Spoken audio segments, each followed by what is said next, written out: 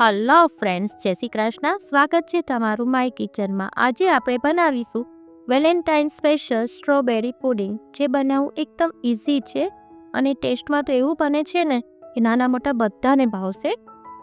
Strawberry pudding બનાવવા માટે મેં અહીંયા 200 ગ્રામ સ્ટ્રોબેરી લીધી છે. સ્ટ્રોબેરીને બરાબર વોશ કરીને મેં લઈ લીધી છે. હવે એમાંથી એક સ્ટ્રોબેરી આપણે સાઈડ પર રાખી દઈશું. હવે જે બીજી બાકીની સ્ટ્રોબેરી છે એ પતીને આપણે સુધારી લઈશું. એને એક મિક્સર ગ્રાઇન્ડમાં કટ કરી અને એનો આપણે ક્રશ કરવાનો છે.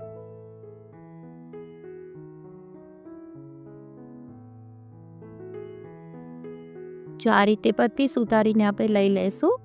અને એકદમ લિક્વિડ ફોર્મમાં નથી કરવાનો આપણે એને થોડો ક્રશ કરીશું. જો આ રીતે થોડો ક્રશ રહે એ રીતે બનાવવાનું છે. હવે એને આપણે સાઈડ પર રાખી દઈએ અને ત્યારબાદ આપણે 1/2 લીટર ફૂલ ફેટનું મિલ્ક દૂધ લેવાનું છે. દૂધને એક બાઉલમાં લઈ લેશું અને એમાંથી આપણે થોડું ઠંડુ દૂધ 2 બાઉલમાં થોડું લઈ લેશું.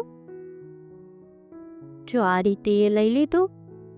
હવે એની અંદર આપણે એક બાઉલમાં આપણે 2 ટેબલસ્પૂન મિલ્ક પાવડર ઉમેરીશું. મિલ્ક પાવડરને બરાબર મિક્સ કરી લેવાનો છે. એકદમ લમ્સ ફ્રી કરવાનો છે. આપણે લમ્સ ના રહેવા જોઈએ એમાં.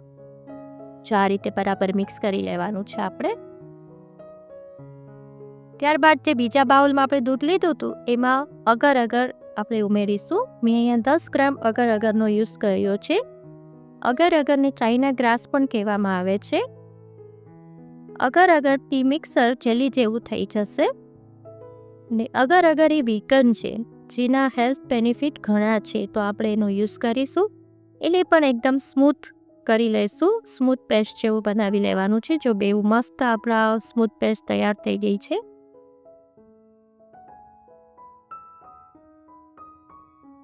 ત્યારબાદ આપણે જે દૂધ રાખ્યું હતું સાઈડ પર એને ગરમ કરવા રાખીશું.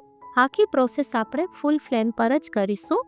એમાં 1 કપ આપણે ખાંડ ઉમેરીશું અને એને હલાવવાનું છે ખાંડ ઓગળે ત્યાં સુધી.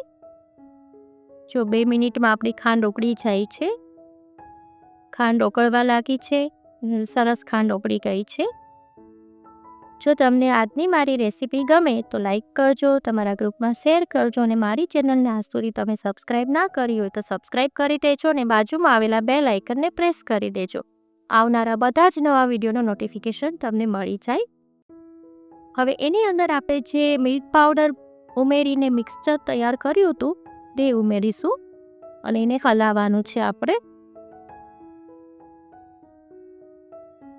તમારે બીજી કોઈ પુડિંગની રેસીપી જોઈતી હોય તો મેં નીચે કમેન્ટ બોક્સમાં તેની લિંક આપી છે, તો એમાંથી તમે જોઈ શકો છો. હવે જે આપણે અગરનું મિક્સચર તૈયાર કર્યું હતું એને પણ આમાં ઉમેરી દઈશું અને આપણે ચલાવતા રહેવાનું છે. જો આ રીતે સરસ મિક્સ થાય એમ ચલાવતા રહેવાનું છે. હવે આપણે જે સ્ટ્રોબેરીનો ક્રશ તૈયાર કર્યો હતો તે એમાં ઉમેરીશું. તો ક્રશ એમાં ઉમેરી દઈશું. ત્યારબાદ એને પણ હલાવશું થોડું. હવે આને એક ઉભરો આવે ત્યાં સુધી આપણે ઉકાળવાનો છે. આ રીતે બધું સરસ મિક્સ થઈ જશે અને પૂરેપૂરું ફૂલ ફ્લેમ પર જ કરજો તમે. એક જ ઉભરો લેવાનો છે. જો હમણાં એક ઉભરો સરસ આવી ગયો છે.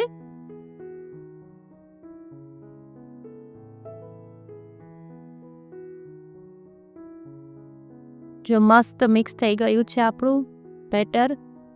સરસ તૈયાર થઈ ગયું છે.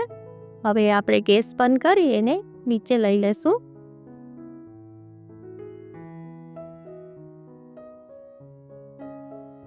હવે જેમાં આપણે પુડિંગ જમાવવું છે તે કોઈ પણ એક બાઉલ લઈશું.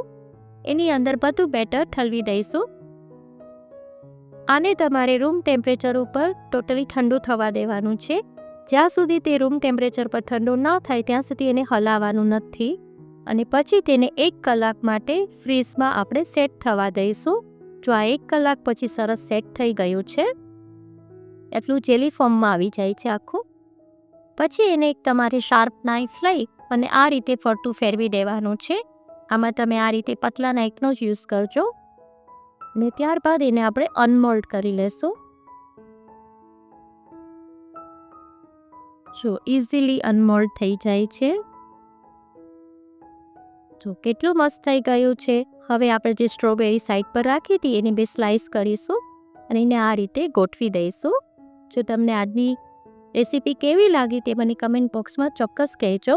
ફરી મળીશું એક નવી જ રેસીપી સાથે. Till then bye bye.